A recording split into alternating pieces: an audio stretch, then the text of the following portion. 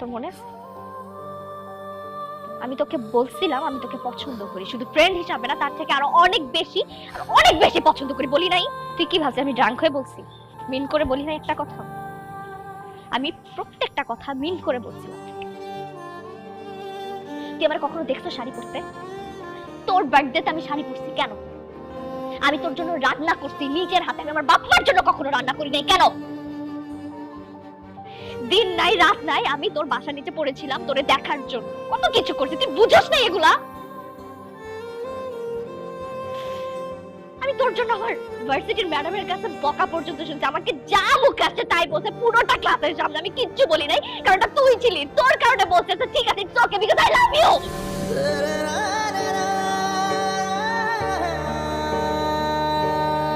আর তুই প্রেম করতেছিস সেটা আমার অন্য আরেকজনের কাছ থেকে শুদ্ধ হইতেছে, নিজেও বলস।